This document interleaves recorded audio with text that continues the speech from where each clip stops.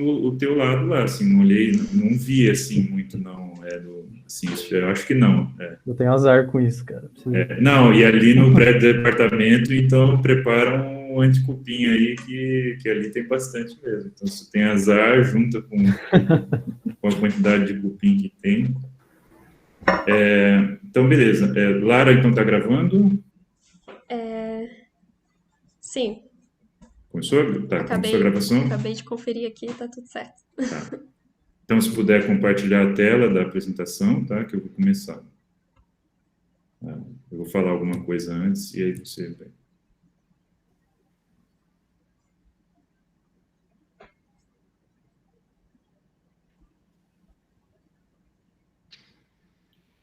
Beleza.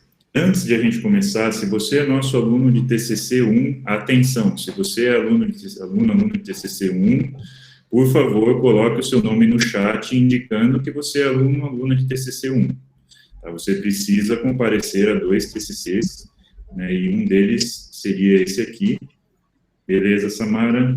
E aí eu vou anotar certinho, mais alunos de TCC1, por favor, coloque o nome de vocês no chat, tá? Então, muito boa tarde a todos, sejam bem-vindos à defesa de TCC da Lara Fischer, que vai apresentar o trabalho Séries e Transformadas de Fourier com aplicações a imagens. Eu agradeço a presença de vocês, agradeço em especial a professora Silvia, ao professor Francisco, ao nosso convidado Carlos, por terem aceitado aqui participar da banca, por terem disponibilizado o tempo de vocês para analisar o trabalho da Lara. Muito obrigado. E, Lara, agora você tem cerca de 30 minutos para fazer a sua apresentação e eu passo para você a palavra. Todos me escutam bem? Sim, estamos vendo bem também a tela. Tá. Então, boa tarde a todos, gostaria de agradecer também à banca, né, professor Francisco, professora Silvia e futuro doutorando Carlinhos, né, para mim é muito gratificante vocês terem aceitado esse convite, vocês são pessoas muito importantes na minha graduação. Agradeço também a apresentação do professor Coller e agradeço também a todas as pessoas que estão participando e que dispuseram um pouco do tempo para me ouvir. É, Então, eu começo o trabalho indicando os tópicos que a gente vai discutir hoje. Eu vou começar com uma breve elucidação do que é processamento de imagens. Falaremos sobre os objetivos do trabalho, discutiremos tópicos de série e transformada de Fourier, e após nós adaptaremos esses conceitos para imagens. E teremos também uma finalização apresentando as conclusões do trabalho. Eu começo essa apresentação com a pergunta: o que é processamento de imagens? O processamento de imagens ele é uma área que está na intersecção das ciências da computação, de parte das ciências da computação e de parte da matemática aplicada. Ele atua tanto na filtragem de imagens, na compressão de imagens, exportação e importação de imagens, entre outras tantas possibilidades. Mas para elucidar um pouco melhor, eu gostaria de apresentar esse exemplo. Na figura 1, na figura a gente tem a imagem de uma mulher, só que a gente percebe que o rosto dela, o cabelo, as mãos e o pescoço, assim como partes em toda a imagem, tem certas perturbações que não são confortáveis na nossa visualização humana, né? Já na figura B, após a filtragem dessa imagem A, esses ruídos eles estão muito mais atenuados, fazendo com que exista um conforto na nossa percepção, né? E isso é uma das possíveis aplicações da área de processamento de imagens. Mas não é sobre filtragem que a gente vai falar nesse trabalho. Nesse trabalho, o objetivo principal é entender como as séries e as transformadas de Fourier se relacionam com o processamento de imagens.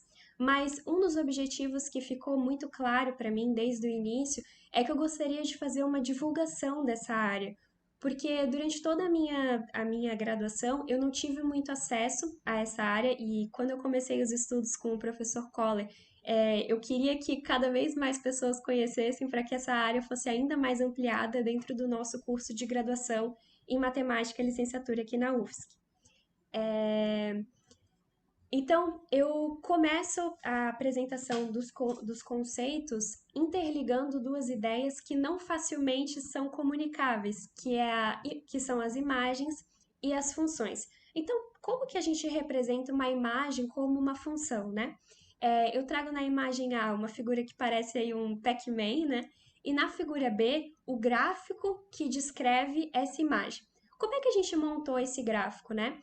Bom, para foi passado por essa imagem como se fosse uma malha de quadradinhos muito pequenos. Esses quadradinhos estão representados aqui na figura B, como vocês podem ver também. Cada quadradinho desse contém uma informação de cor.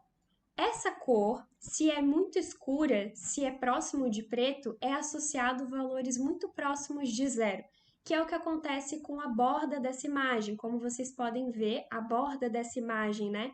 Ela é bem escura, bem preta, e a borda desse gráfico tem valores muito próximos de zero.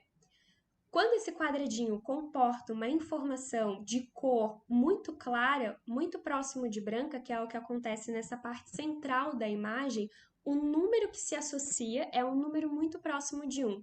Para todas as tonalidades de cinza dentro dessa imagem são utilizados números proporcionais. Então é assim que a gente forma esse gráfico dessa imagem. E com esse gráfico a gente associa uma lei de formação de uma função. Então é assim que a gente transcreve imagens para funções. Dentre todas as imagens possíveis que a gente pode ter, para o cálculo da série de Fourier, nós vamos restringir as nossas imagens para imagens que são periódicas. Então, vocês podem ver nessa imagem que ela tem uma combinação aqui de pecinhas de quebra-cabeça, né? Que é periódica. Então, é com esse tipo de imagem que a gente vai tratar as séries de Fourier. E por que isso, né? Se você olha para a definição da série de Fourier, ela é uma combinação de coeficientes, que são esses a zeros, an e bn, que multiplicam funções cosseno e seno. Então, a nossa função ela não poderia ser diferente de uma função periódica. Então, a gente diz que ela é periódica de período 2L, e aqui no próximo slide eu apresento quem são esses coeficientes. Vamos a um exemplo, então, do que seria a série de Fourier da função seno de 2πt. Essa função ela já é dada em termos de seno. Então, para que se calcule a série de Fourier dessa função, não precisa se acrescentar a informação de outros cossenos que não sejam de 2πt e de cossenos, porque ela já é dada em função de senos. Então, a transformada de Fourier dessa função tem exatamente a lei de formação dessa mesma função. A gente pode adaptar a definição anterior para que ela abarque também funções que são complexas, através da utilização da equação de Euler. Então, a série de Fourier para funções que são complexas, ela é dada nessa equação 2.3, e ela é o somatório, né, de todos os números inteiros, desses CNs, que são os coeficientes, né, que são dados, a lei de formação é dada aqui embaixo, que multiplicam essas funções exponenciais. Essa forma de representação da série de Fourier ela é muito mais enxuta, o que facilita os cálculos. Por isso que ela é muito utilizada. Agora a gente vai para um exemplo. A gente vai calcular a série de Fourier da função box, que é dada por essa lei de formação. Então, a função box vale 1 para valores de t entre 0 e meio, e ela vale menos 1 para valores de t entre meio e 1. E a gente vai buscar entender um fenômeno muito recorrente nas séries de Fourier. Bom, o gráfico dessa função é dado por essa figura, e percebam que do jeito que a lei de formação é estabelecida, essa função ela não é periódica, porque ela está definida no intervalo apenas 0, 1. Mas a gente pode fazer a extensão periódica dessa função, ou seja, a gente repete essa mesma lei de formação para todos os valores reais, fazendo com que ela se torne periódica.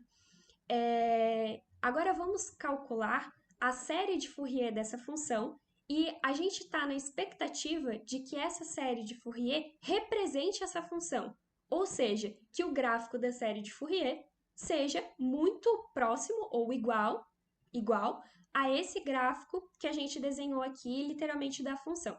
Calculando a série de Fourier da função box, nós temos essa expressão aqui para os coeficientes e essa expressão aqui para a série de Fourier. Mas quando a gente vai implantar essa série de Fourier no computador, perceba que a gente precisa varrer todos os números inteiros para fazer com que a função seja representada pela sua série de Fourier. A gente ainda não tem processadores fortes o suficiente para calcular uma infinidade de valores de n. Esse n pode ser muito grande, pode ser 1 milhão, 1 bilhão, mas ele não pode ser infinito. Então precisa existir, na hora que a gente for jogar essa lei de formação para o computador, um valor máximo para o n. E é aí que está o problema dessa representação. Porque quando você limita esse n, a igualdade deixa de existir. Então, o que a gente esperava que fosse o gráfico dessa série de Fourier passa muito longe. Aqui nós temos o gráfico da série de Fourier para n igual a 5, para n igual a 50 e para n igual a 100. Percebam que existe ali uma perturbação que não existia no gráfico oficial da nossa função. E essa perturbação nunca vai parar de existir enquanto a gente tiver um limite para o n, porque essa representação só seria igual para todos os números inteiros. E a isso a gente dá o nome de fenômeno de Gibbs. Agora a gente vai fazer uma leitura de uma representação de funções que não necessariamente são periódicas, porque toda a teoria construída até então abarca somente funções que são periódicas. A transformada de Fourier ela vai ser uma representação para funções que não necessariamente são periódicas, e ela vai tratar as funções no domínio de frequências.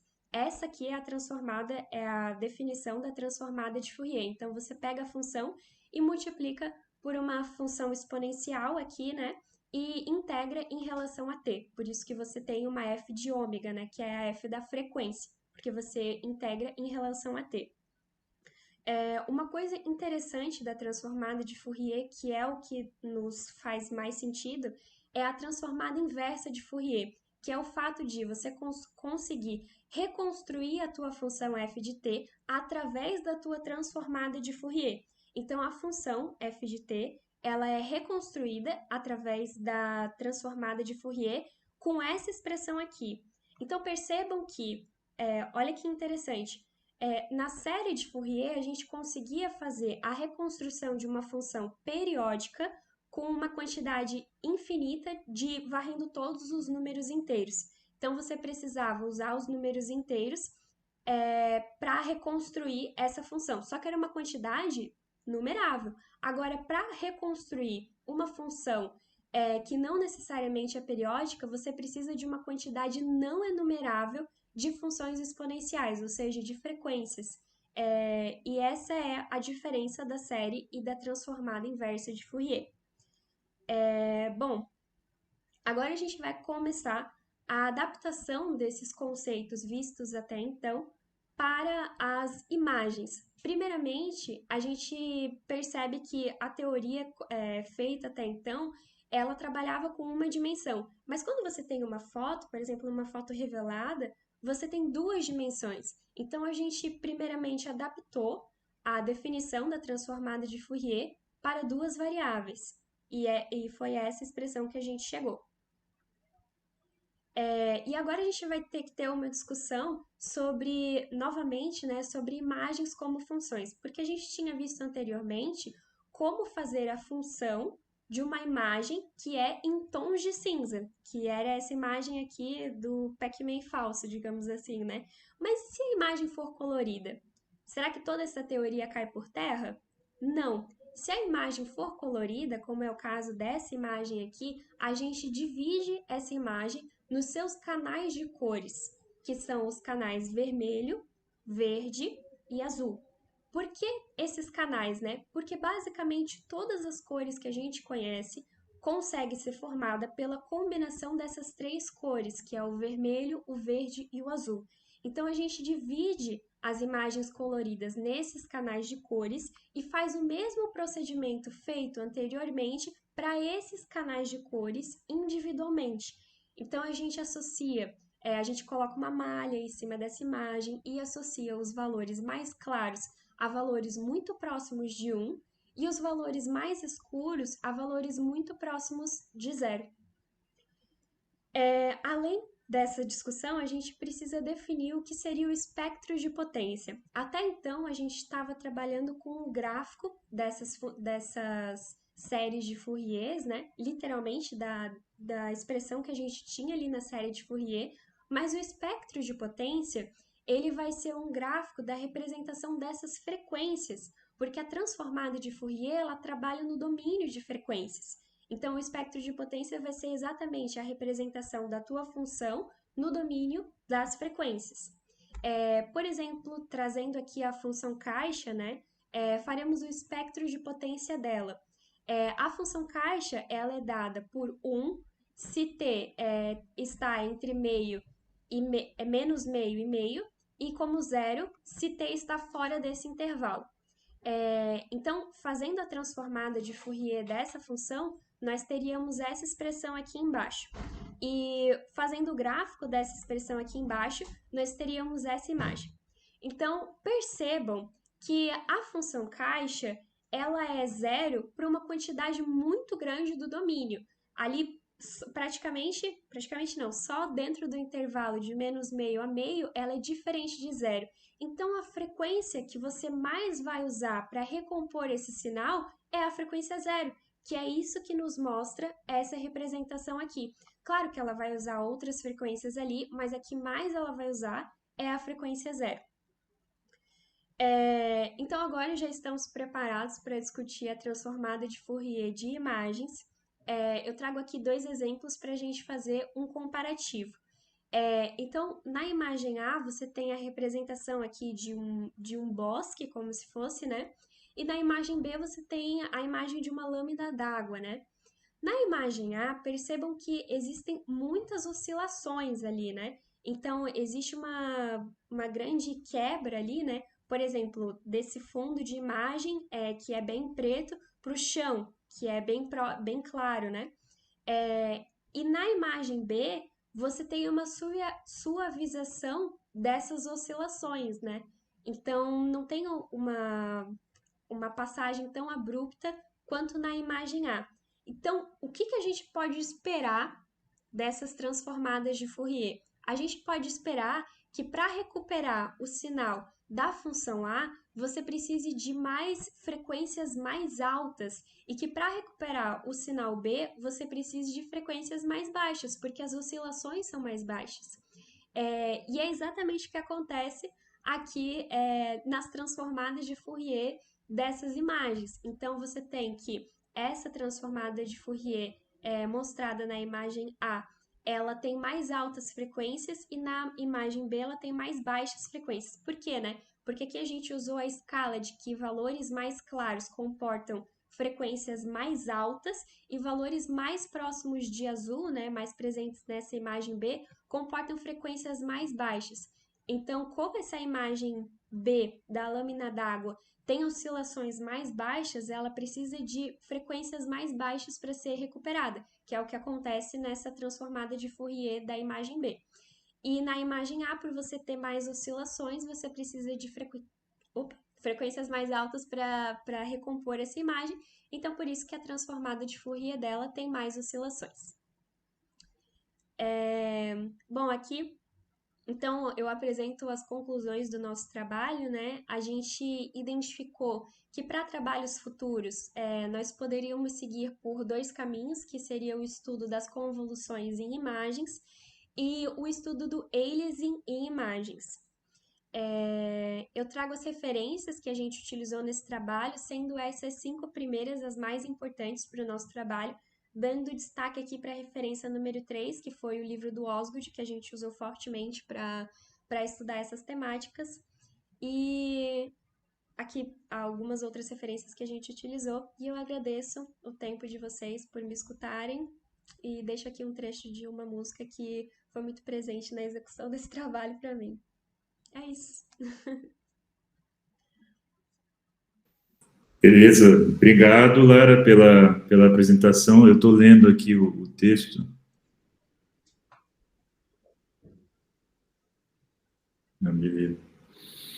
Agora a gente começa, então, a fase de arguição da banca, e eu vou começar, então, passando a palavra para a professora Silvia. Agradeço mais uma vez a participação aqui na banca. Com você, Silvia.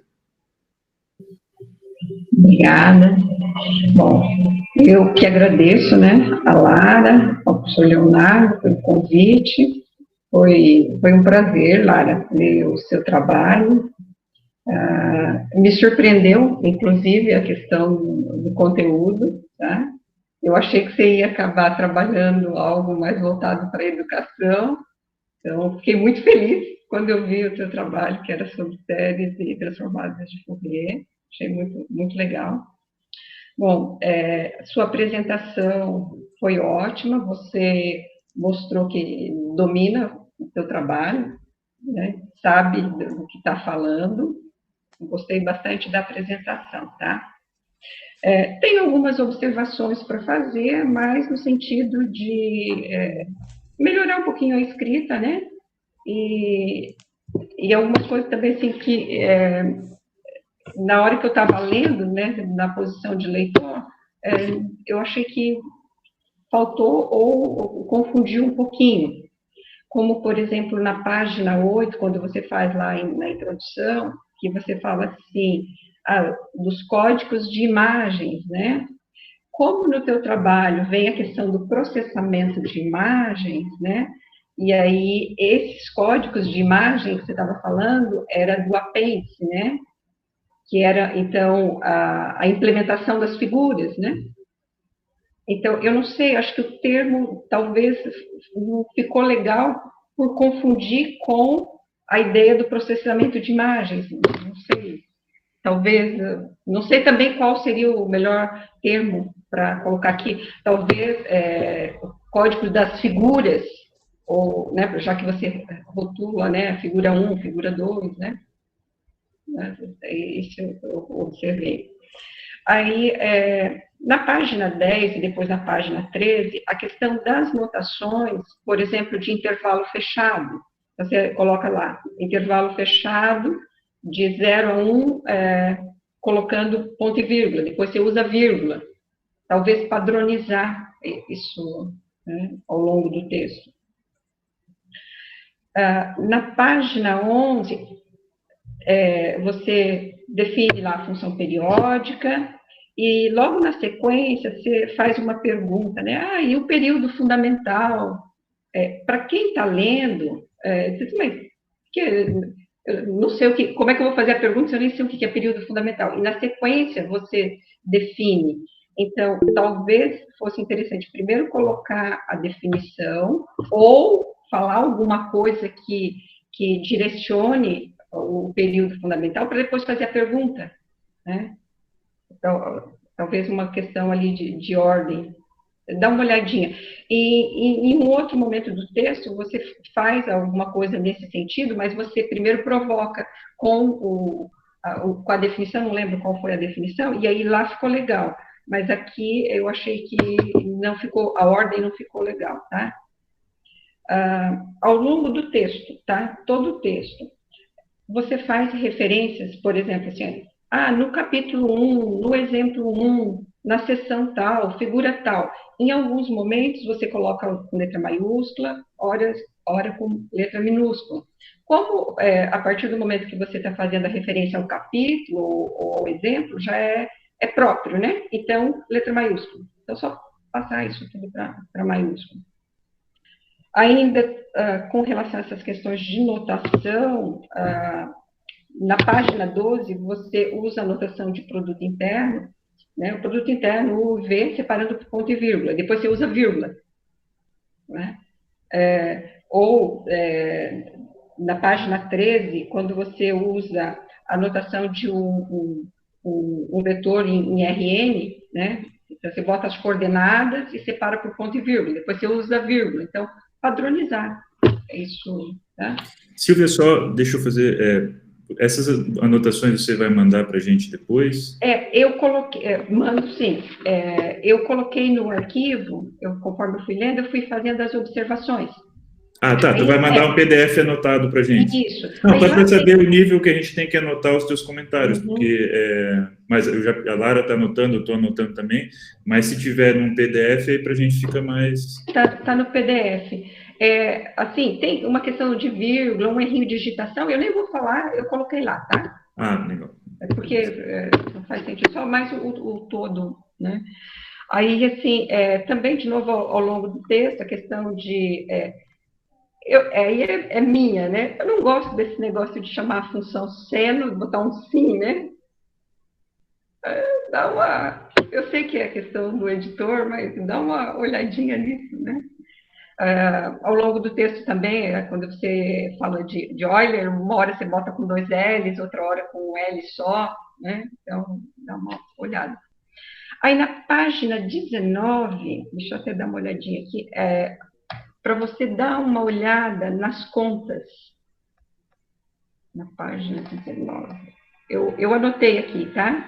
Mas dá uma conferida naquelas contas. Eu fui fazer as contas, tinha algum detalhezinho ali errado. No exemplo da página 26, o exemplo 6, também rever as contas, que tem um errinho lá. Ali eu acho que eu anotei aqui, mais o erro de digitação do que, mas enfim, o fato de digitar errado faz com que as continhas fiquem erradas, tá? Aí na página 25, quando você coloca M e N lá na série, deixa eu dar uma olhadinha aqui,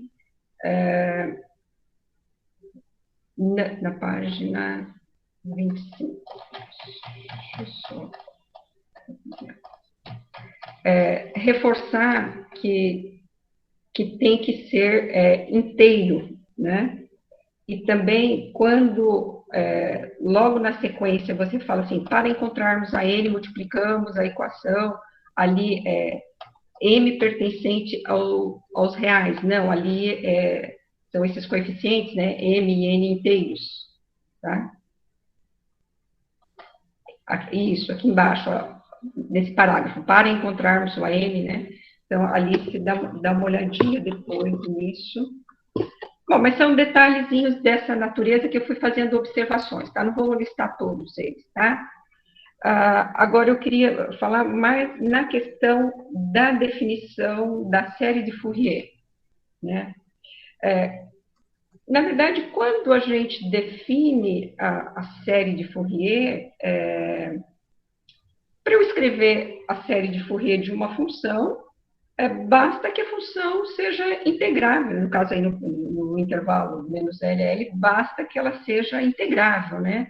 Eu não preciso colocar hipótese, né, como F' contínua, né? Para escrever a série. Agora, para falar se ela representa, aí é outra história, né? Se a série representa a função. Mas como você colocou em termos de definição e também usou a notação não como igualdade, né? Então, F de T, e aí usou a simbologia de representação ali, né? Então, eu acho que não precisaria colocar todas essas hipóteses, mas é claro que para representar a função eu preciso de todas essas hipóteses, né?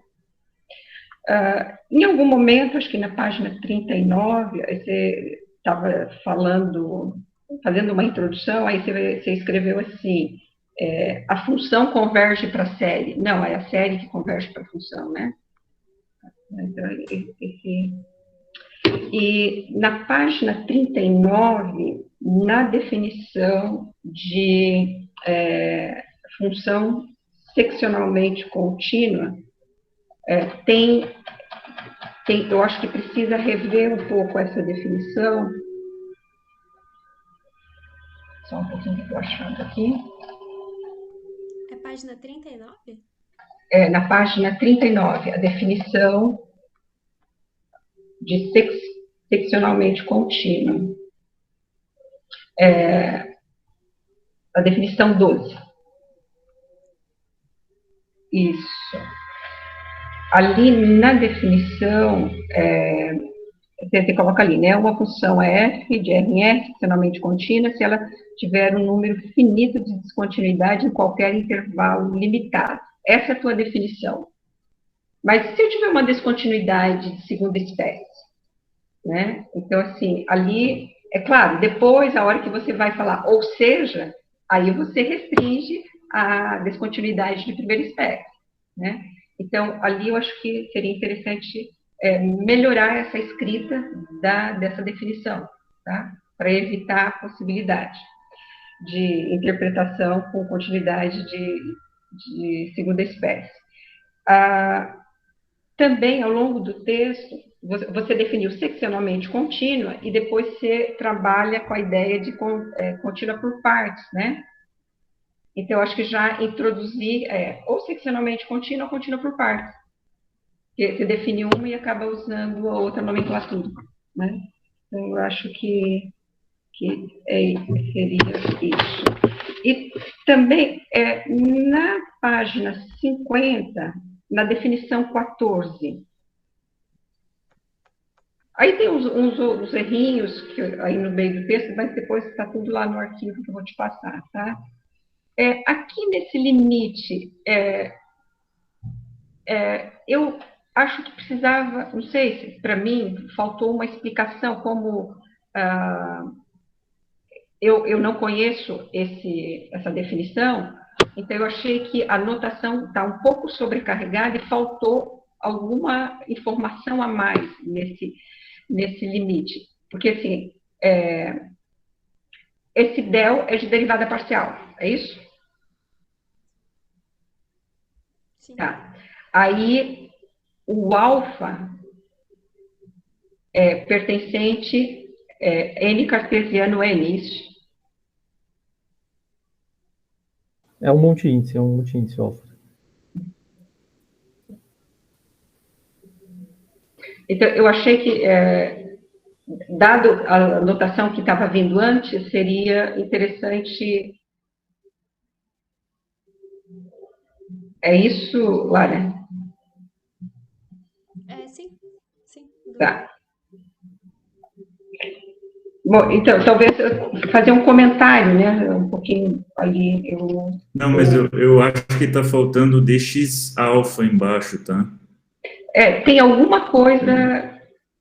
Né, porque você está fazendo derivada parcial...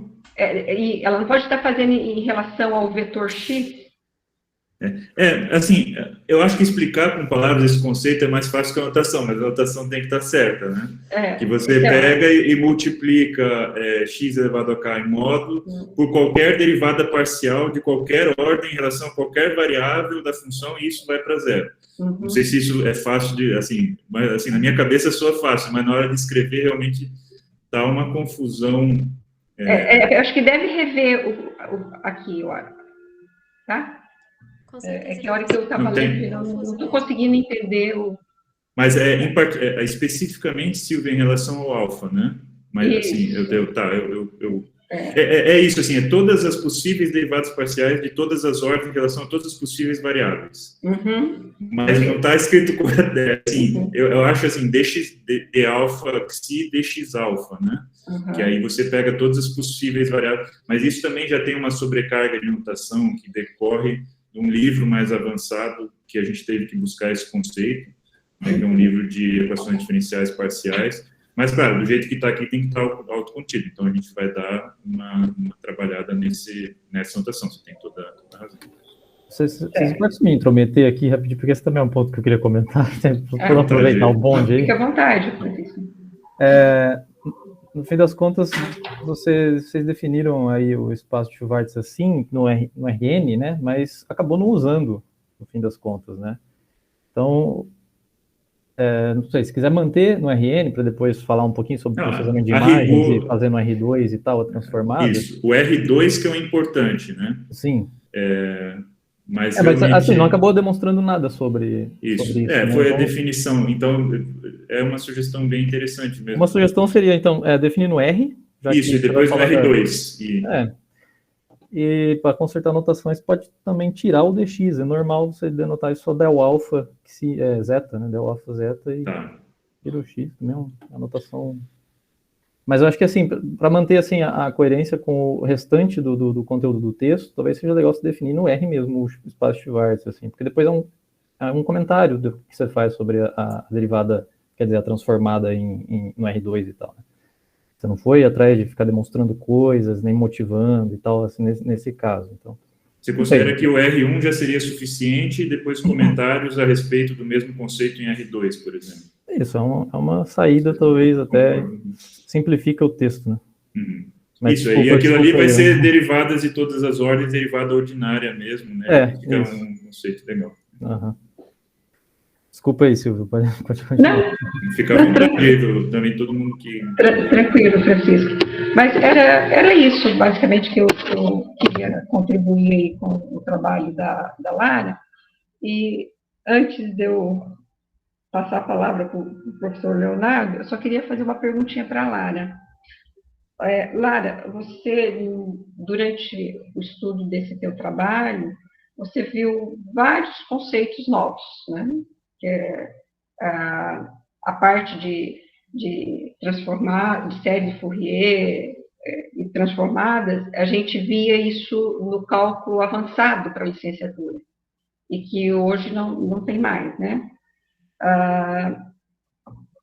Então, você viu vários conceitos novos que hoje na licenciatura não tem, mas também fez um trabalho interessante olhando aí a questão da aplicação para processamento de imagens. O que, durante esse teu trabalho, você viu que você gostaria de ter se aprofundado, mas por uma questão de tempo, você não o fez? Porque você deixou algumas sugestões para trabalhos futuros, né? Então, eu entendo que o que ficou para trabalhos futuros vai exigir muito tempo, mas teve alguma coisa que você gostaria de ter colocado no teu trabalho que por uma questão de tempo você não fez? Eu acho, professora, que, assim, me exigiu muito a demonstração dos teoremas da série de Fourier, assim, foi um estudo, assim, enchendo bastante o saco do professor Kohler, assim, me exigiu bastante, mas foi muito engrandecedor, porque eu consegui ver a teoria de uma forma que até então eu não tinha tido acesso, consegui, assim, entender de uma maneira aprofundada. Então, eu acredito que a demonstração dos outros, porque dos 3 eu demonstrei só um, né? Então, demonstrei de fato, né? Então, eu acredito que a demonstração dos outros faria bastante sentido. E teve uma coisa também que eu fiquei muito curiosa para me aprofundar, que foi nas bases de dimensão infinita, né? Quando você tem uma combinação linear não finita, né, dos termos dos vetores em relação à base. Foi um ponto assim que até me tentou assim para mudar o rumo do trabalho, porque eu fiquei bem interessada, mas não aconteceu. Tá certo, Lara, obrigada. Eu acho que sim, talvez a gente tenha que deixar mais disciplinas do bacharelado à disposição da licenciatura, né, para trabalhar um pouquinho aí de convergência uniforme, um pouquinho de análise funcional, os alunos que tiverem interesse, né? Mas obrigada. Então, devolvo a palavra para o professor Leonardo. Eu que agradeço, professora. Obrigada pelos teus comentários, foram muito construtivos. A gente vai rever. Obrigada. Muito obrigado, Silvia.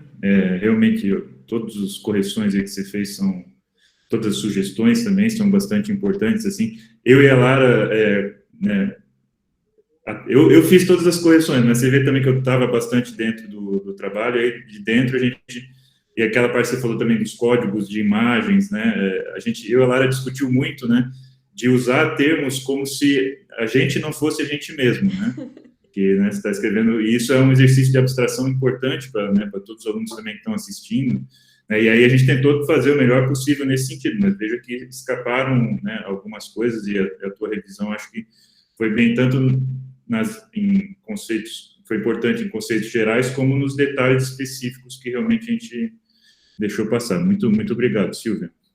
Vou passar agora a palavra para o Francisco, dos professores jovens aí do departamento, entrou em 2020, eu acho, né? Foi 2019. Primeiro TCC? Não, Tu tá não, na não é, banca? não é. Ah, tá. Mais um dos.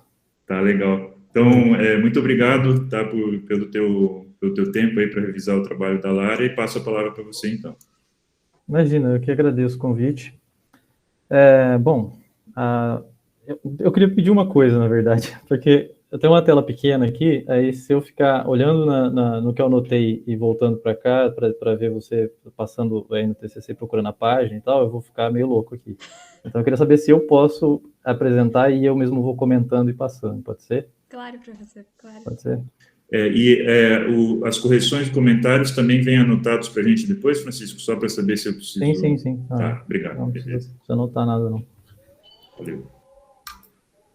Deixa eu ver aqui. Bom, eu gostei do estilo, gostei do tópico, achei que foi muito feliz a escolha do tópico, inclusive parabenizo, não sei quem que sugeriu, se vocês chegaram nisso juntos, Leonardo ou a Lara, mas é muito rico, né? É uma teoria muito rica, a matemática que tem por trás disso é muito bonita, e vê-la sendo aplicada assim no processamento de imagens é muito legal, muito bacana. Eu acho que, assim como a Silvia falou, já parece que faltou tempo para você explorar mais as aplicações, mas deu para ver que você estava estava pegando bem a ideia da coisa mesmo.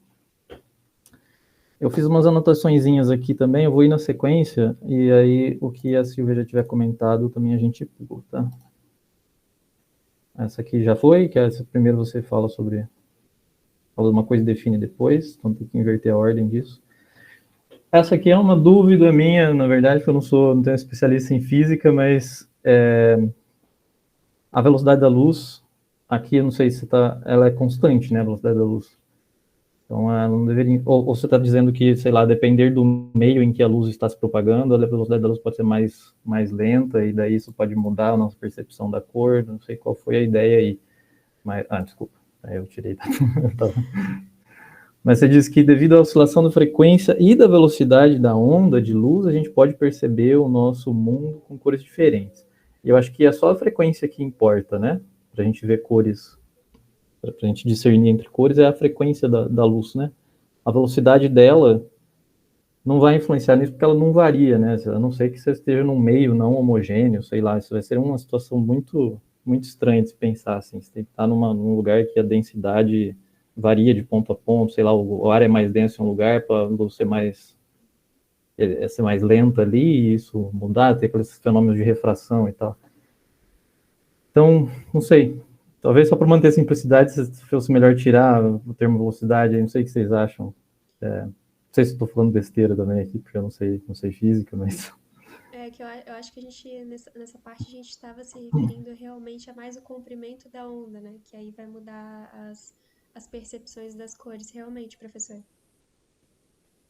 Beleza. Então, a velocidade constante... Eu acho que a velocidade em questão é a velocidade de variação, e não necessariamente a velocidade... E a velocidade... Quanto varia justamente a frequência, né? Isso faz a... Então, acho que houve uma confusão, você tem razão. Mas velocidade, assim, você pode pensar que a frequência é uma velocidade de variação, né? Sim, certo. Mas, assim, não é a velocidade a rigor da velocidade da luz, exatamente. Uhum. Não, exato. Então, acho melhor realmente manter só a frequência mesmo. Ok, vocês que sabem, é só uma sugestão. Aqui tem uma coisa que eu acho bonitinha, também é uma sugestão só, mas você pode mostrar aqui, já que esse é meio que a temática da coisa toda, né? Você faz séries de Fourier, uma soma, depois você vê que você vai fazer a transformada, você precisa de uma quantidade não enumerável de combinações, isso vira uma integral, e aqui já começa esse fenômeno a acontecer, né? Quando você passa do CN para o espaço de funções, a soma vira uma integral, né? Você pode comentar isso aqui, por exemplo, que esses dois são o mesmo espaço.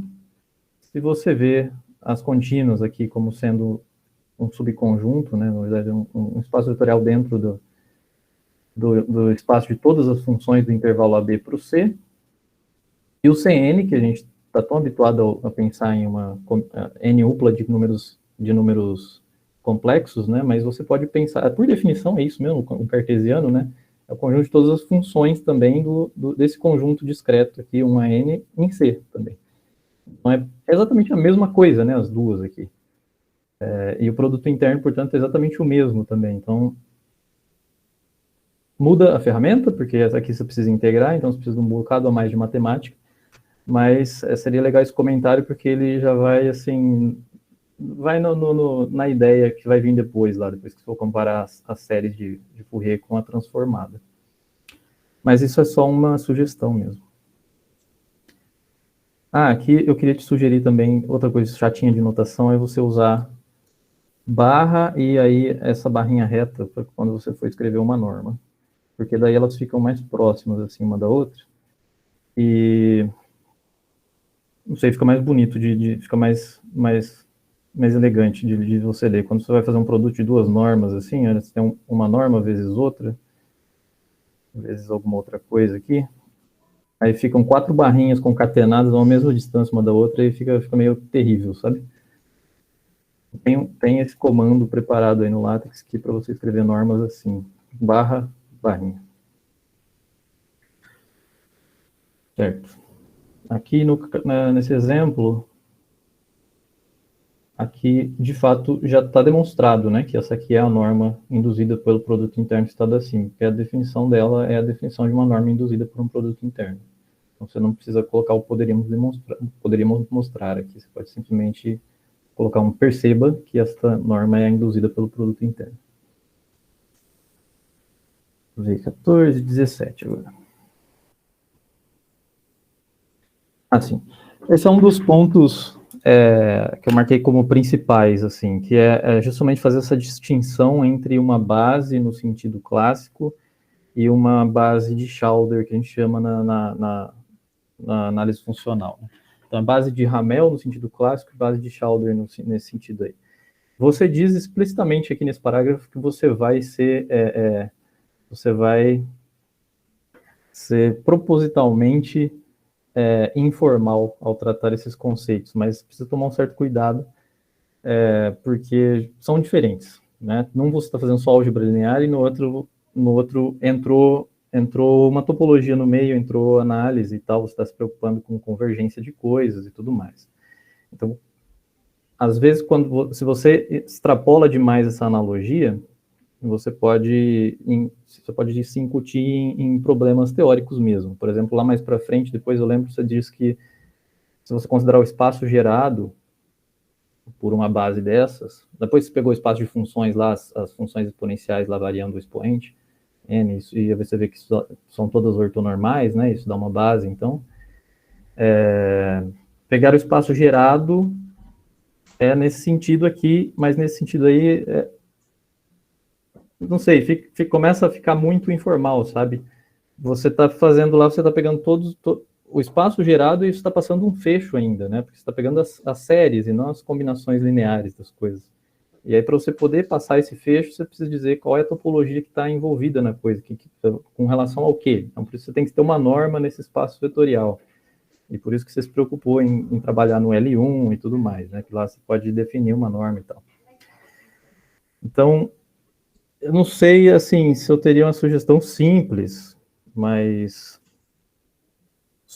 pelo menos dar uma olhada em quando você diz assim, pegar o espaço gerado e tal, sabe?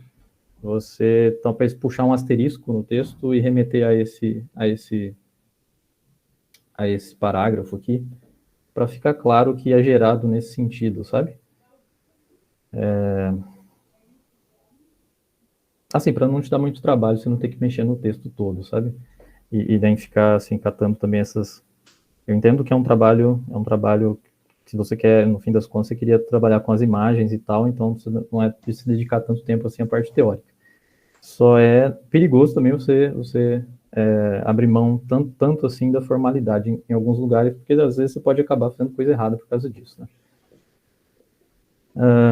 Não sei, vocês querem comentar alguma coisa? Faz sentido, você acha?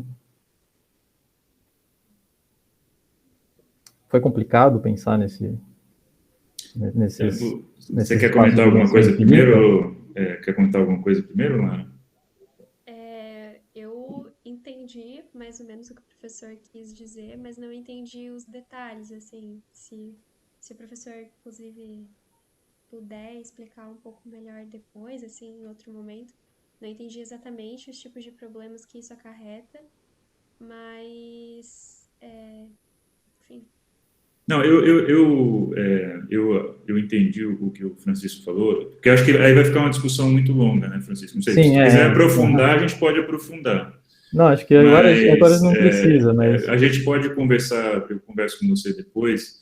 pode ser. Tem aquele lance de combinação linear, estilo álgebra linear, com uma quantidade finita de vetores, né? E aí essas combinações que são séries, né? Que é uma base infinita e que você faz série, que é diferente da combinação linear finita, Isso. né? E essa distinção não está clara e foi um pouco também um caminho que eu propus, na verdade, porque esse, né, para você, Francisco, para mim, né, para quem já fez, né, doutorado, são conceitos, não são diretos. No primeiro, que já não é tão fácil, assim, não é fácil, né?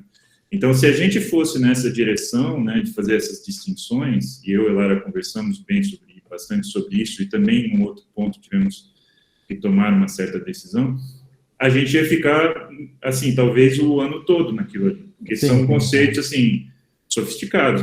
A Silvia falou sobre puxar a disciplina do bacharelado, mas essa, na verdade, é do meio do mestrado, né? Então, são conceitos muito avançados para serem formalizados.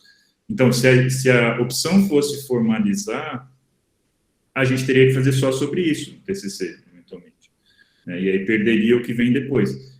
E aí a gente discutiu bastante sobre isso. Mas eu acho que a tua sugestão seria lá onde é feito a base ortonormal das exponenciais complexas, combinações lineares, fazer tipo uma referência, né, que é no sentido das combinações lineares infinitas, no sentido de análise funcional, como foi comentado acima.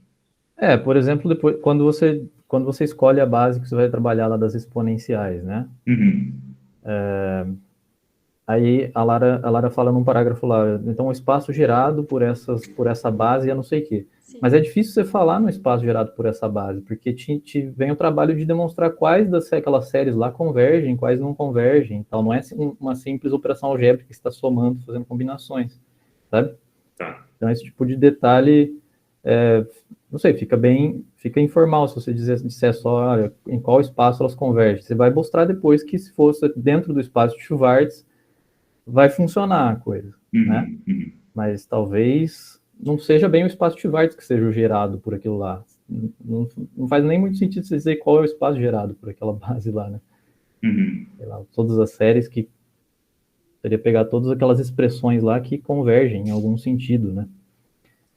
Mas enfim, eu também acho que não é questão de a gente formalizar tudo isso. Não, eu acho que o teu comentário é bem pertinente. Eu acho que do jeito que está mais informal por haver chance de, né, de algum detalhe não estar correto, né? Uhum. Mas por outro lado você compreende também que se a gente for fazer assim do jeito, né? Compreendo perfeitamente. Não é que não cabe no tempo de revisão, é que talvez não cabe até no tempo Sim, do CCC, com certeza. Uhum. Então, a gente vai buscar algum meio termo sobre essa questão das bases exponenciais complexas e, eventualmente, vai mandar para você depois, para você dar uma olhada para ver se está satisfatório, tá? A gente tem que buscar um meio termo, eu concordo, a gente vai buscar isso aí. Beleza. Aqui... sim, aqui eu só marquei que você pode reorganizar porque a série converge absolutamente, né? Não é qualquer série que você pode fazer essas brincadeiras de mudar a ordem que você está somando as coisas. Mas, assim, nada de errado aqui, é só talvez você acrescentar a palavra como a série converge uniformemente, podemos reorganizar a equação assim. Isso aqui a Silvia já falou, né, do Euler com 2 L's. Eu fiquei até curioso, eu fui procurar, e tem alguns lugares, algumas referências que você encontra grafado com 2 L's, mas o próprio Euler assina o próprio nome com L só. Então, acho que essa aqui deve ser a preferida, né? Com L só. Isso aqui é, de novo, aquele comentário que a gente estava nessa discussão, então eu não vou entrar nesse detalhe de novo. Aqui, de novo, tem a ver com isso também. Olha, entendendo como são os vetores da base do espaço que iremos trabalhar, agora vamos entender como vetores que não estão nesse espaço podem ser representados por essa base. Isso quer dizer, vetores que estão nesse espaço podem ser representados por essa base, né?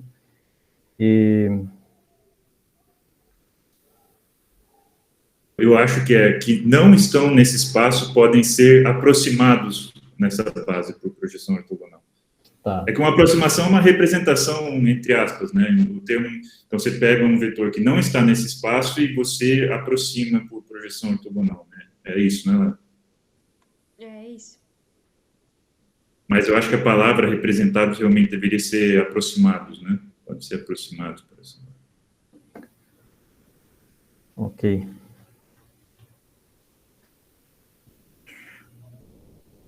Aqui tem um vetor unitário e não nulo. Ele já é não nulo, né, automaticamente. E daí, como ele é unitário, você pode simplificar sua notação também, que é essa parte aqui é 1. Só...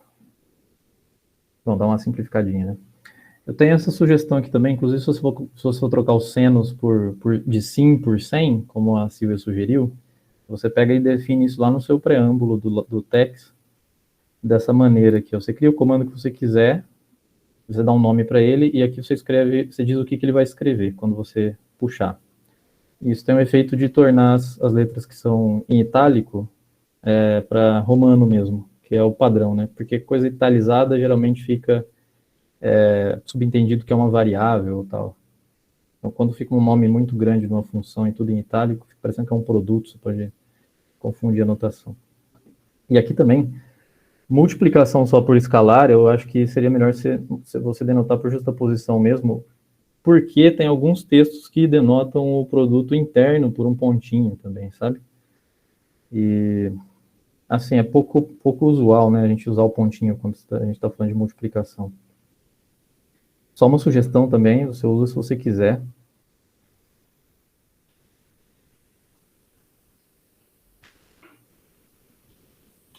Deixa eu ver aqui mais. 23, 31.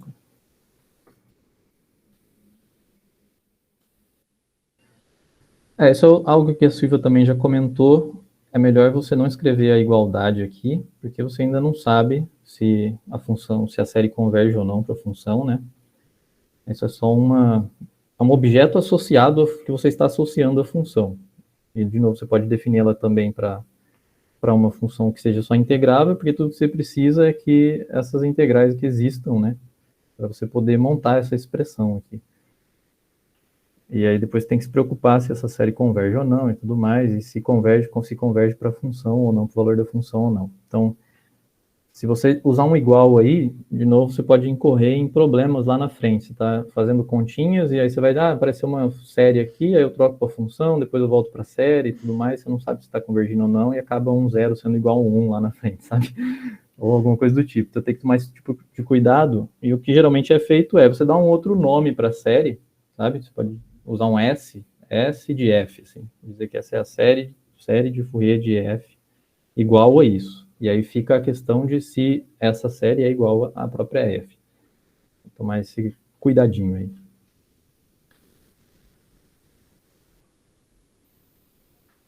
Esse aqui é um dos outros pontos que eu acho que são meio principais, assim, é que você tem várias bibliografias, né, para essa teoria, e cada um quer fazer num nível a coisa, e a teoria ela pode ficar bem em geral, mas quanto mais geral, mais difícil. Então, para você introduzir o assunto por uma primeira vez, geralmente você usa espaços que são mais confortáveis, mas isso, se você está pegando de várias fontes, assim, isso pode te confundir bastante as hipóteses que você precisa usar. Uma delas é que, às vezes, a sua derivada está no L2, para que em algum lugar de uma conta dê certo, uma integral exista, e aí você mostra que a série converge. Outros momentos, você precisa que ela seja seccionalmente contínua. E, bom, aqui é outro ponto. Ela precisa estar em L2 aqui, uma função de L2 pode ser escrita assim? Bom, a gente não sabe. Você não sabe se a série converge ou não. E outra coisa, você definiu ela aqui em cima só para esse tipo de função aqui, satisfazendo todas essas coisas aqui. E depois, ali embaixo, você acabou de dizer que para uma função em L2, simplesmente, que é mais geral que isso, né? Porque se ela é contínua, automaticamente ela está no L2, mas no L2 você pode ter coisas bem mais gerais. Bom, é parte do mesmo comentário, né, você usar o sinal de igualdade aqui, mas também dá uma homogeneizada nessas hipóteses aí. Eu acho que se você ficar só nesse espaço aí das funções que são contínuas, seccionalmente contínuas, né, tudo funciona bem, pelo que eu saiba. Tá? É um espaço agradável, eu acho que é um espaço que não vai não iria te limitar em nenhuma das aplicações com imagens, porque sinais e tal são coisas, né? São coisas que não explodem, como você diz lá no começo do texto, inclusive. Então, acho que não é necessário você se preocupar com essas funções em L2, por exemplo, que você está controlando o quanto, com que velocidade a função explode e tal. Pedir seccionalmente contínuo acho que está de bom tamanho já, e daí você se livra de todas essas questões, sabe? Mais teóricas dessas hipóteses aí. Tudo vai ser integrável, daí se você tiver periódico, então, por exemplo, um intervalo fechado, o L2 vai estar dentro do L1 e tudo mais, tudo funciona bem. Então, acho que dá para simplificar essa coisa toda. Detalhe é que tem que ser seccionalmente contínua mesmo, igual a Silvia disse.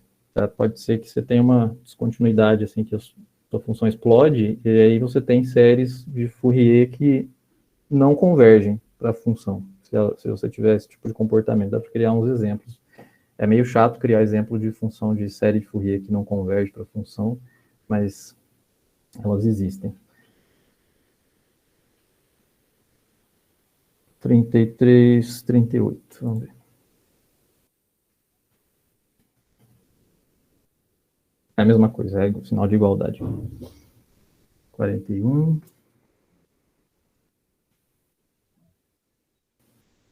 Ah, sim, aqui é um problema também que eu percebi.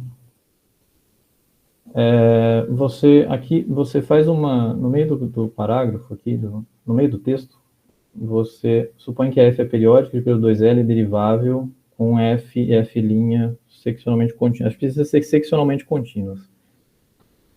E aí você diz que você vai usar isso que você concluiu aqui depois lá no teorema 5. Mas se você olhar no teorema 5, não são as mesmas hipóteses que estão aqui, das que você fez naquele parágrafo lá. Então você já não sabe se aquelas contas lá funcionam, com certeza se aquelas contas lá funcionam. Então é parte daquele mesmo comentário que eu tinha feito antes, de você escolher umas hipóteses aí que te livrem desse trabalho, de você estar pensando no L2 ou em qual tipo de espaço, sabe? Não sei, eu não vou sugerir, eu não tenho uma sugestão de cara assim para essa alteração. Eu creio que daria um bocadinho de trabalho também, talvez mexendo no trabalho inteiro a essa altura, mas eu resolvi apontar mesmo assim para você, se resolver não mexer também, você pelo menos entra em contato com isso, né?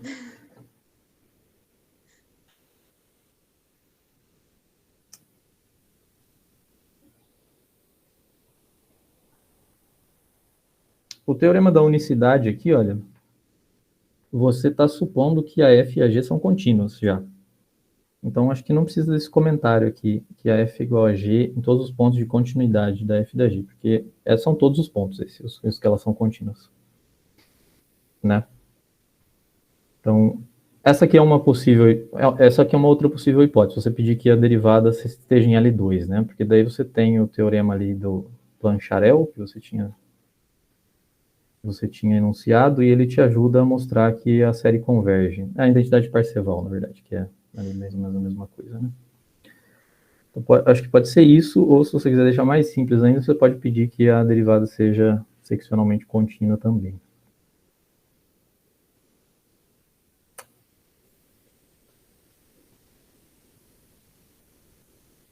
Bom, tá acabando, tá? Prometo. Desculpa aí ter me alongado tanto, tá? Essa aqui é só uma questão da ordenação da coisa também. Antes de você falar da transformada, você já enunciou essa proposição. E aí o leitor fica meio sem saber ainda do que se trata isso. Embora você já tenha falado, né, que você vai trabalhar com transformada e tudo mais, mas ainda não se sabe a notação nem nada disso. Então talvez jogar essa proposição depois da definição da transformada. Depois daqui, né?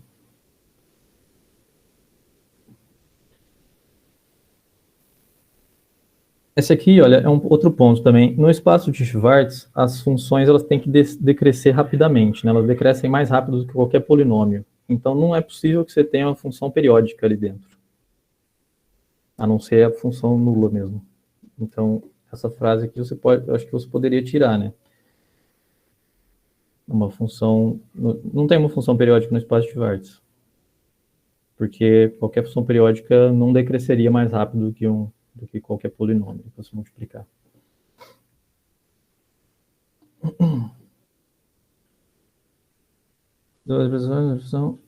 Ah, sim. Essa frase aqui eu achei um pouquinho confusa quando eu li, porque, assim, eu entendo que você está dizendo que são duas representações da mesma função, mas a f e a transformada delas são duas funções diferentes, né? Você pode dizer que a transformada representa a função no sentido de dizer quais são as frequências que ocorrem naquela função ali, mas é uma outra função, né? Então, talvez a palavra representação, não sei se... Representação me dá a entender que essa função, você vai escrever ela de alguma maneira, dar uma expressão para ela, né? Representar uma função de alguma maneira. E dizer que daí é a mesma representação, são duas representações diferentes para a mesma função, pode ficar confuso, pode parecer que a transformada de Fourier é só uma maneira de você escrever a função, mas não é disso que se trata, né? Se trata de você pegar uma outra função associada, com outras informações, com outro gráfico, com outro tudo, é outra função mesmo, que ela tem a ver com a f. Ela diz quais são as frequências que tem lá. Beleza. E, bom, o último comentário é esse aqui, é que essa aqui é a identidade integral de Fourier, né? E seria a versão contínua da série de Fourier, usando a transformada. Mas ela é uma identidade, do jeito que ela está escrita aqui. Então não dá para você chamá-la de operador. Você pode definir o operador, e aí você pode usar, por exemplo, o chapeuzinho ao contrário, uma anotação normal para ele. E aí aqui dentro vem sem o chapeuzinho. Isso é um operador mesmo, ele pega uma função e te associa a uma outra função. E aí o que você vai mostrar é que esse operador é o inverso da transformada de Fourier. E você pode demonstrar isso mostrando que vale essa identidade que você deixou no enunciado aqui. A f você escreve como essa expressão aí que envolve a transformada da f. Depois que você sabe que a transformada é uma objeção do espaço de Schwartz nele mesmo, essas duas coisas são equivalentes. Você dizer que vale essa equação que está aqui, ou dizer que esse operador, com as minhas anotações em laranja aqui, é o inverso da transformada de Fourier. Mas isso é muito comum, eu dei esse curso esse semestre e meus alunos também fizeram muito isso, de confundir essas duas coisas. E, bom, é isso, acabou as minhas anotações. Eu gostei bastante da apresentação que você fez aí, eu sugeriria que você aproveitasse aquelas imagens que você mostrou no começo lá, por exemplo, aquela da mulher lá e tal, e aqueles comentários, e bota lá no fim também do texto. Isso dá enriquecida também, não deu tempo de você ver mais aplicações, né? Mas você pode dizer, assim, dar esse tipo de ideia, a grosso modo mesmo, como é que você usa e tal. Tem a questão também de você compactificar diminuir o tamanho do arquivo de uma imagem. Você vai jogar fora as frequências que não te interessam, as frequências que o olho humano já está além do limite do olho humano, então você joga fora essa informação, o tamanho da imagem fica menor. Pode fazer pequenos comentários desse tipo também, mas é só uma sugestão também, tá? E, bom, é isso.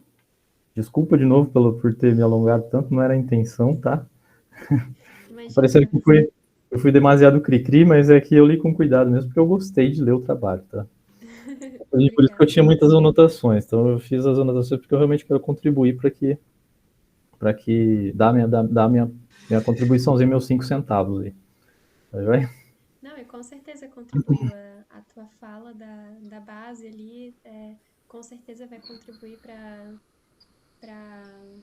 meu maior conhecimento. Eu realmente não tinha essa dimensão, e também o teu comentário sobre as hipóteses, né, que eu coloco bem diferente e realmente precisa ajustar isso. E obrigado também pela, pela suposição do que poderia substituir, né? Uhum. Ok. Muito, eu também agradeço, Francisco, eu acho que tudo que você colocou muito pertinente. Esses dois pontos maiores que a Lara colocou, né, eu já comentei sobre a questão da base, a questão de usar hipóteses diferentes, eu acho que você identificou também que é porque ela usou vários livros diferentes, porque Sim, torna sim. o trabalho mais pesado, porque ela teve que buscar, né, de livro de EDP, de livro de processamento de imagens, processamento de sinais, e aí eu concordo que ficou um pouco misturado. Então, a gente vai trabalhar em homogeneizar isso, além de todos os outros comentários que você fez, que eu acho que vão, com certeza, enriquecer bastante o trabalho. Então, muito obrigado pela revisão aí, detalhada pelo teu tempo. Imagina. Mas assim, olha, lindo que você tenha usado vários livros, tá? Eu acho magnífico, porque o trabalho do matemático mesmo é você saber flutuar em uma grande gama de... Não, e ela, na verdade, eu propus 2 e ela trouxe mais 2 ou 3, assim, então muitos foi iniciativa dela, realmente não tinha naqueles que eu propus. Essa área de processamento de imagens, ela não é tão nova assim, mas ela é relativamente nova, então ainda tem poucos livros, mas é justamente isso, né, a matemática perto da fronteira é você ter que procurar quais referências que é, exatamente. Então, a Lara teve aí uma introdução, não, um aprofundamento no caos, né, então, mas que a gente falou, Francisco, o trabalho do matemático mesmo é realmente buscar. E aí agora a gente vai dar uma acertada nessa homogeneização aí das hipóteses. Beleza. Então, vou passar a palavra agora para o nosso convidado, ele é banca e é convidado ao mesmo tempo. O Carlos, que é doutorando lá na USP, ele fez o mestrado e a graduação aqui na UFSC com a gente, né? Eu fui orientador dele. Ele trabalhou... Meu pai, né? Um filho desse tamanho tá bom para mim. E ele trabalhou nesse tema, né? Nesse tema não, em temas relacionados, né? E por mais que ele não pudesse oficialmente participar da banca, eu achei que seria muito interessante ele participar como convidado. E então passo a palavra para você, Carlos. Obrigado pela participação, pelo teu tempo também. Eu queria agradecer ao Cola e à Lara pelo convite, assim, é uma honra, né? Ser a primeira vez que eu participo oficial, não oficial, de um trabalho de conclusão de curso. Isso é muito gratificante para mim. Eu aprendi um monte. Na verdade, eu aprendi um monte lendo o trabalho e aprendi quase a mesma quantidade ouvindo as observações dos membros da banca oficiais, porque é um trabalho interessante de se participar de um processo de banca, assim, é muito legal. Eu acho que tudo que todo mundo falou, eu fiz uns comentários legais assim no trabalho. Uma coisa que eu queria pontuar, duas coisas na verdade que eu queria pontuar. Eu acho que quando a Silvia falou de um erro de conta que tem na página 19, eu acredito que seja apenas quando você passa da forma da representação exponencial lá de Euler para cosseno e seno, o i, né, o número imaginário, ele não passa para dentro do cosseno, ele vai-se embora, ele está para fora. Né? Isso mesmo. É só isso. Aí, foi essa observaçãozinha que eu coloquei lá. E uma outra coisa que eu queria comentar, que eu acho que eu já até falei para a Lara antes, assim, que vale a pena pontuar, é que uma vez o Eliezer, ele comentou que os trabalhos de conclusão de curso têm, além do objetivo de formar a pessoa que está escrevendo, né, é de passar a mensagem para não só para os alunos de graduação que estão, para eles conhecerem a área de pesquisa, conhecerem a matemática mais a fundo ali, e também para o público de fora, assim, que quer conhecer, tem curiosidade, né? E eu acho que o texto da Lara resume muito bem isso, porque eu achei o texto muito fácil de ler, assim, foi a primeira... É muito difícil eu pegar um texto e conseguir ler ele em 2 horas, assim, entender muito bem, assim, nossa, tá muito, muito legal, assim, o nível da escrita. Eu até comentei isso para ela ontem, para ela ficar ela ficar mais tranquila, assim, com o dia de hoje, né? E uma última coisa que eu queria falar é que é muito legal essa parte toda, a parte teórica da transformada de Fourier, você levar ela para todas as séries, que as representa, né? E tem essa ligação com a parte discreta, que quando a gente trabalha com imagem, com som e com qualquer tipo de processamento de sinais, a gente acaba trabalhando na parte discreta, e essa ligação ali esse meio de campo entre essa parte toda das séries e convergências para a parte discreta de você trabalhar no computador, das bases exponenciais, elas são ortonormais, e como elas vão ser representadas, como ela vai representar a imagem naquele espaço, com aquela base e tal. É muito legal, e eu só senti falta um pouco disso, assim, porque quando acaba toda essa parte de convergência, chega a parte de imagem e aquela ligaçãozinha assim, eu não vi, assim. Eu ia ser muito legal ter uma parte dessa, mas eu acho que é muita informação para pouco tempo final aqui, assim, né? E era isso, eu acho que minha participação vai ser curta e vai ser pontual, assim. Eu achei muito legal, parabéns, Lara, parabéns, Coller, mais uma vez. Lara, seja bem-vinda ao grupo, ao grupo dos orientandos do Coller, que terminam, né, e espero vê-la mais vezes nesse Carlos, grupo. tu também vai mandar PDF com algumas anotações também? Então a gente já tem vai ter bastante correção aí. Muito obrigado, Carlos. Não sei, Lara, quer falar alguma coisa? Eu agradeço imensamente o Carlinhos estar aqui, contando a história, né? O Carlinhos que me ligou com o Coller. Um belo dia, eu estava no PET, caloura, daí chegou o Carlinhos todo animado, falando sobre impressão 3D, daí eu falei, caraca, isso é muito legal. Daí ele falou, eu estudo com o Coller, daí eu falei, cara, quero conhecer ele. Entendeu? Então, o Carlinhos, que foi o produtor dessa união, só tenho a te agradecer. E agora tem vários, agora tem o vô, que sou eu, o filho e a neta agora, tá todo mundo. Pronto. Mas é isso mesmo, né? Isso na verdade é muito gratificante para mim, né? Ver as gerações, e eu não sou de uma geração, né? Mas ver assim uma sequência de gerações é muito, muito gratificante. Então, fico bastante contente. E uma coisa em relação ao Carlos, a Lara pesquisou muito no TCC do Carlos. Então, também essa continuação de gerações também, né? Então, o Carlos defendeu o TCC em 2017. 2017, né, Carlos? Foi. E agora, 2022, a Lara. E aí, o próximo vai usar o TCC da Lara, talvez do Carlos também, e assim vai indo. E vamos. Daqui a pouco a gente escreve todo mundo um livro. É quase um esquema de pirâmide, né? É isso, é uma pirâmide que não é golpe, né? A pirâmide do Coller. Agora a Lara tem que encontrar mais 2 orientandos, Lara, teu trabalho. Exatamente. Prosseguindo aí. Não, beleza. Então, obrigado novamente, Carlos, Silvia, Francisco. Eu não tenho muitos, né? Eu faço oficialmente parte da banca, né? Eu não tenho muitos comentários assim técnicos, porque a gente, né, discutiu já o trabalho. Agora a gente vai discutir as correções.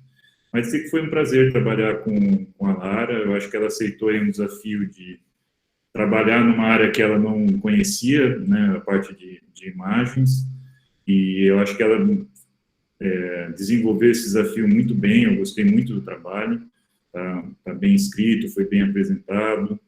Ela é muito comprometida, né, a gente tinha reuniões toda semana e sempre tarefas de uma reunião para outra, né, e ela sempre trazia pronto, ou parte pronto, trazia dúvida. Então, assim, trabalhar com aluno assim é tranquilo, não dá trabalho, na verdade, dá só satisfação.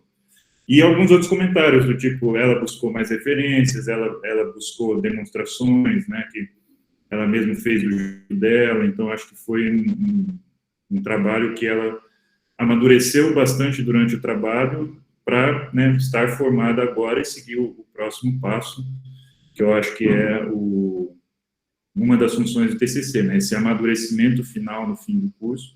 Acho que até amadureceu mais que o necessário, né, e agora está preparada aí para os próximos passos. Então, parabéns, Lara.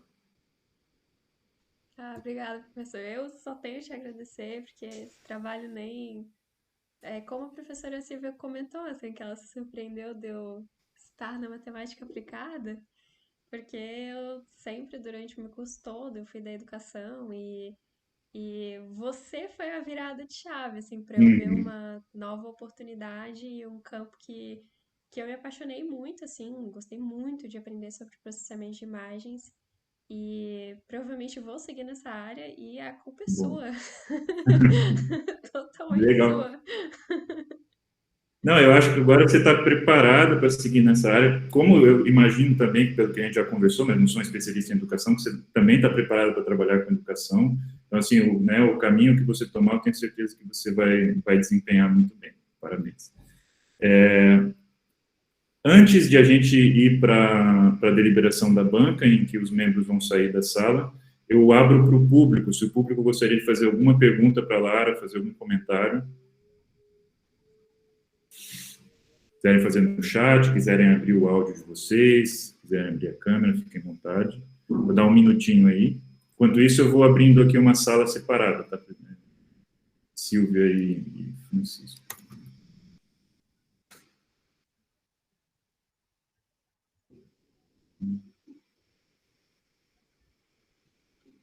E agora eu estou em 2 reuniões, é isso? Uma pergunta legal. Como foi aprender a programar? Horrível, horrível. Aí era legal, aí era horrível de novo. Aí era mais horrível, aí muito legal, aí horrível. Não, isso foi outra coisa, né, que eu acho que tu não teve durante o curso, né, um pouco tem uma ligação com o que a Silvia perguntou, né, não exatamente o que ela perguntou, mas você não tinha feito disciplinas de programação na graduação, né? Não, eu achava que eu tinha feito, né? Uhum. Porque eu fiz, para educação, a gente tem uma matéria, né, que ensina o básico sobre o MATLAB, né? E a matéria eu tinha adorado, assim. Daí, quando o professor falou que a gente ia usar o MATLAB, eu falei, não, é isso aí. Vou aplicar ainda mais os conceitos dessa disciplina. Mas, assim, não tinha nada a ver, porque não que a matéria não me preparou, mas é que é uma nova vida, assim. Tem que ver de um jeito muito diferente e foi Eu muito usava o desafiador. MATLAB para outra coisa. Não, mas se tu fez um pouquinho de programação antes, com certeza ajudou, né? Mas poderia ter mais disciplinas de programação, né, Lara? O que tu acha? Facilitaria a minha Da- vida. da- E é o caminho natural, né, para quem é da matemática aplicada, pelo menos. Então, seria. Não, eu acho, dizer que eu acho que é o caminho natural para todo mundo, viu? Saber mais de programação. É o caminho. Mas isso a gente já teve várias conversas nas nossas reuniões. Então, Francisco e Silvia, tá aqui o link. As pessoas só se manifestaram aqui elogiando no chat. Obrigado aí pelo. O Rogério perguntou, né, como foi aprender a programar. Então, vou botar o link. Eu vou desligar a minha câmera e me mutar. Tá? Se a Silvia e o Francisco quiserem sair, eu desligar a câmera e mutar, continuar aqui e ir para lá. Só lembrem de se desligar, para ninguém ouvir o que a gente faz secretamente e conversar. Vou sair, porque daí se alguém falar aqui, vai dar um eco muito louco aqui. Tá, só eu não posso sair, eu acho, porque senão essa reunião acaba. Mas tudo bem, sai, fica à vontade e a gente vai, se der algum eco no outro, a gente vê o que faz, tá bom? Então, até logo para vocês, já voltamos.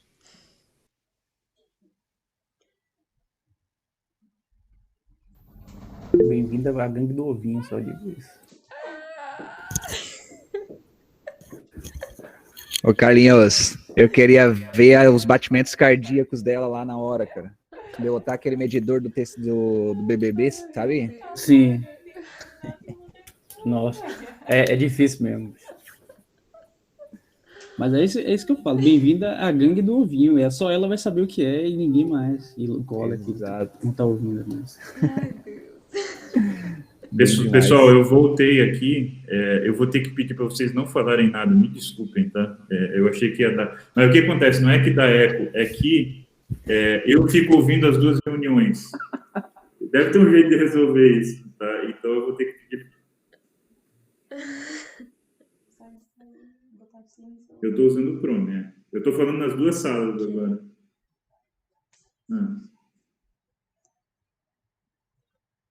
Professor, quem sabe se tu... pera, deu eco aqui. Mas se tu botar a reunião silencioso...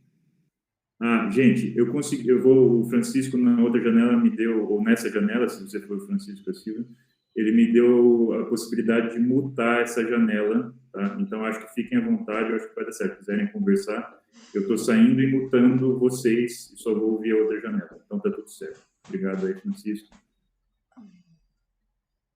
Aqui? A Lara está aqui. Tá bom. Então, tivemos a nossa discussão e a banca deliberou que a nota da Lara é 10. Parabéns, Lara. Todo mundo puder aplaudir, ligar o seu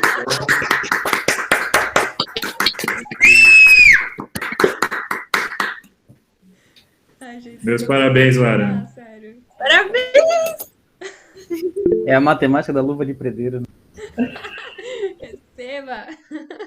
Lara, parabéns, tá? Estou feliz por você. Obrigada, professora. Obrigada. Muito obrigada. Parabéns, Lara. Obrigado por ter me convidado para fazer parte da banca. Gostei muito. E é isso aí. Bora lá, que muito promissor. Teu futuro. Não podia ser diferente, né? Não podia convidar outras pessoas além de vocês, assim. Foi muito fácil quando o professor Coller falou, tá, quem que a gente vai convidar? Eu falei, são essas pessoas, porque vocês foram muito importantes para mim. A professora Silvia, desde o início do semestre comigo, puxando meu saco, vamos lá, não desiste, vamos lá, continua, sempre me incentivando muito, desde sempre. O professor Francisco dedicou aí não sei quantas tardes para tirar minhas dúvidas, sempre muito aberto a me ajudar, sempre muito disponível. O Carlinhos também, que fez essa ponte, não podia ser diferente. E ao professor Coller, eu não sei nem o que dizer, assim, você é uma grande inspiração para mim, só tenho que te agradecer por toda a escuta, por toda a conversa que a gente teve, por todos os aprendizados que você me deu, são pessoas assim que eu vou levar para a vida com certeza. Muito obrigada. Eu que agradeço a oportunidade de ter orientado o teu TCC, foi um prazer. Então, fechamos por aqui. Muito obrigado pela presença de vocês, pela participação de todos. Lara, aí eu acho que você tem que fechar a gravação, né? E aí eu acho que o Francisco, Silvio e o Carlos vão mandar por e-mail as anotações e a gente segue aquele nosso plano, né? De sexta-feira se reunir e tenta já ir fazendo as correções, que ficar dúvidas, aí a gente discute na sexta. Se eu não me engano, é outra sexta, né, Lara? A versão final? É isso, dia 25? Eu não sei o prazo de entrega, mas tá, vê certinho. Reunião para essa sexta. Tá, não, beleza. Então, tá legal, tá tudo certo. Qualquer coisa a gente conversa no e-mail. Muito obrigado. Tchau. Tchau, um abraço a todos. Tchau. Tchau, tchau.